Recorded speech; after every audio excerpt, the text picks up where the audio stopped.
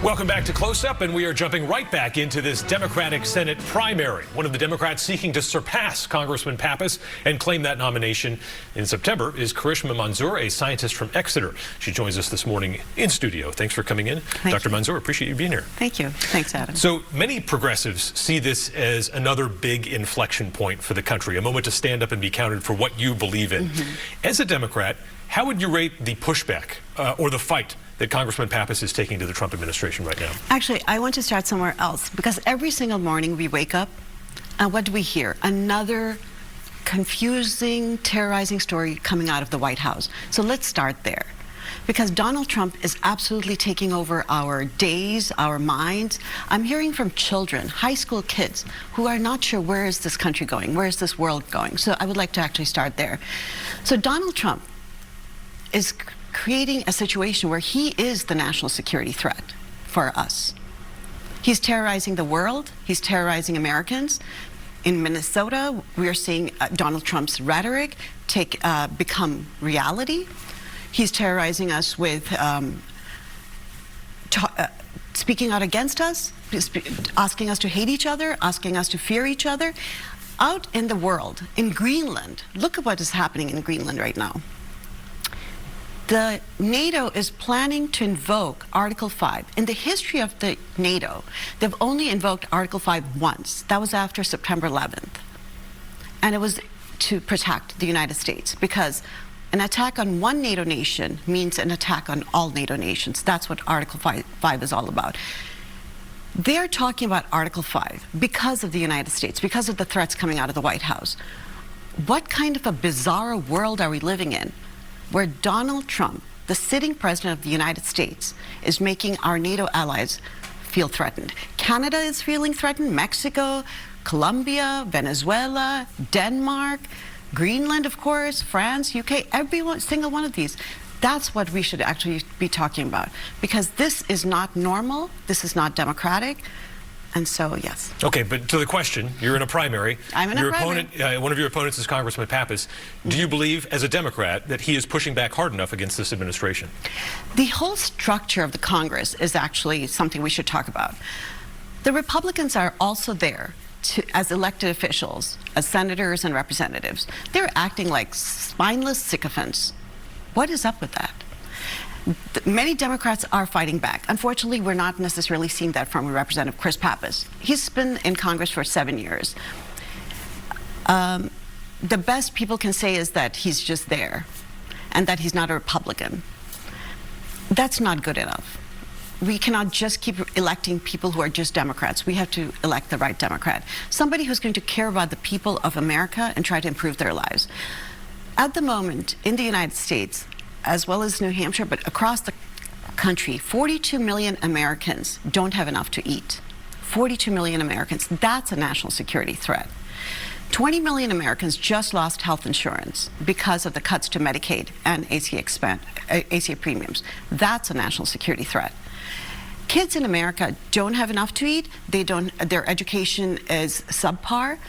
We are not investing enough in public education. That's a national security threat. When the next generation of Americans are not growing up in the best possible version of themselves. And let's not forget that we live in the richest country in the world. Why do we have a healthcare crisis, a housing crisis, a childcare crisis?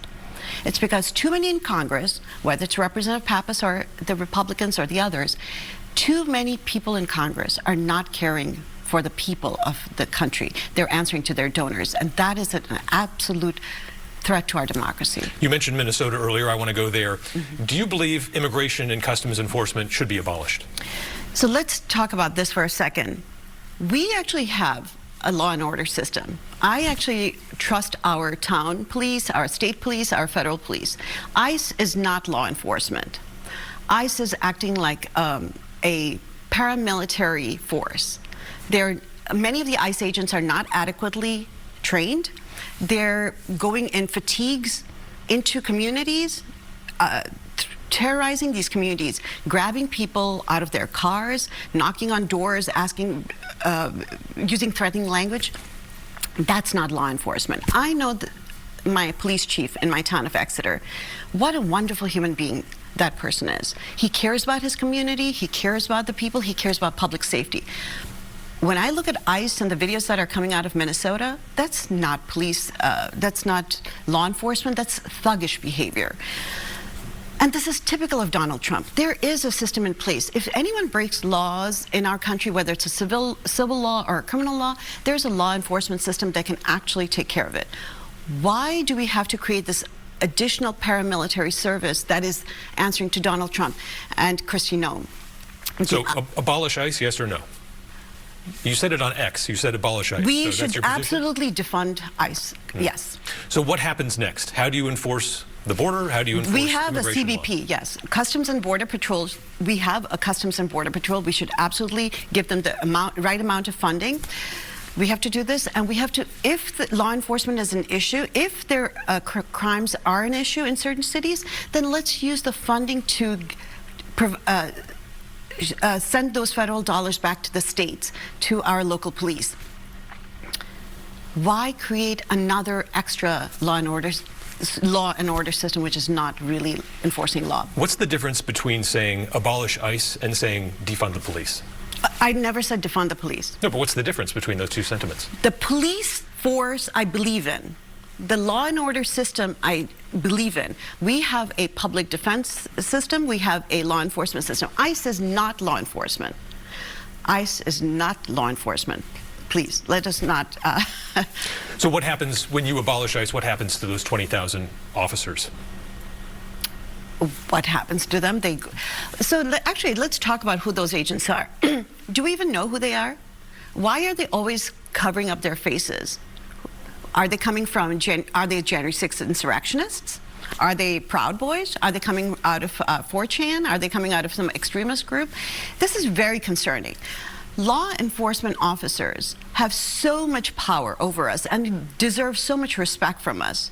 They are highly trained, they're respectful, they're heavily armed, and yet they're not covering up their faces. They have badges on with their names and the insignia telling us which force they're coming from. What is ICE? Is covering their faces, acting thuggish, dragging people out of the cars? So anyways, ICE is not law enforcement. Are you saying that to maintain employment, that they face an ideological test? That you'd have to find out what they believe?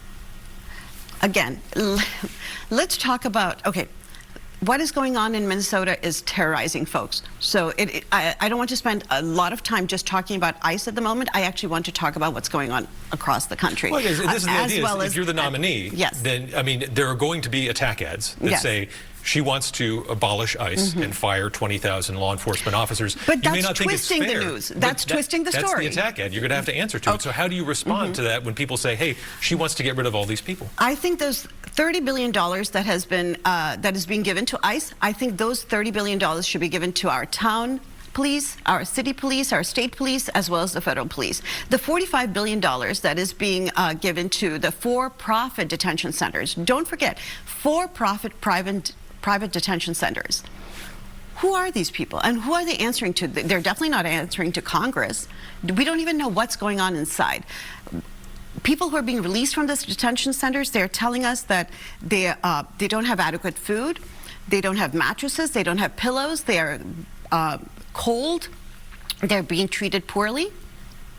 That is a concern. Those $45 billion should be put back into our law enforcement system. That's already in place. If you were in the Senate right now, what would you be doing about the situation potentially in Merrimack? We don't know if a immigrant detention yes. facility is coming, but what would you be doing with that piece of information that we have so far? Again, why do we need a separate law and order system, so-called law and order? Again, ICE is not law and order. But why do we need to create a new detention center? We already have a prison system. If anyone breaks the law, the law enforcement officers should obtain a legal warrant signed by a judge with showing evidence why that person needs to be arrested. Arrest that one person, not randomly based on the color of someone's skin or whether they're working at Home Depot or at a construction site or a landscaping site. Arrest them and allow them due process, which is a constitutional right, and then go through the court system and prosecute them as needed and show them the evidence. not thuggish behavior that we're seeing. You mentioned Venezuela. I want Yes. to move there for a little Yes, bit. You know, you've said this is an illegal action. Should Maduro be released and allowed to go back? Okay, so this is another thing. Donald Trump is so confusing. Every single day, we are not sure why he went into Venezuela. First, it was about the fentanyl. Then it was about, oh no, Maduro is not a legitimate president. Then it was about, oh, ExxonMobil and Chevron are owed money by Venezuela. Constantly, the narrative is changing. So which narrative do you want me to answer to? At the moment, there's Maduro. Rodriguez is in place. Machado is giving up her Nobel Prize, trying to get back into Venezuela. That is absolutely not our decision. The people of Venezuela should decide who should be governing them, not Donald Trump and not the people of the United States. If Venezuela can make a successful transition to a more democratic nation, does Donald Trump deserve any credit for that? Why don't we, I don't want to answer hypotheticals. Let's see about that. Because right now, what is he talking about? Nation building? We should learn from our time in Afghanistan and our time in Iraq. Nation building does not work. We should allow the people of that country to decide, not a foreign power, not the United States. It has been too expensive, both in terms of economic cost to us, in terms of human cost to us, and in terms of environmental cost. We should not go into any kind of conflict. We should actually allow the people of Venezuela to decide who should govern them. So go towards elections, and that's... Absolutely. Okay. Right. Well, Dr. Manzoor, we've hit our time yet again. We'll be back here in a couple months, so thanks again for joining us on Close Up. We appreciate it. Thank you very much. All right, and when we come back, a Republican candidate for Congress says he disagrees with how President Trump is putting pressure on the Federal Reserve. Stay with us.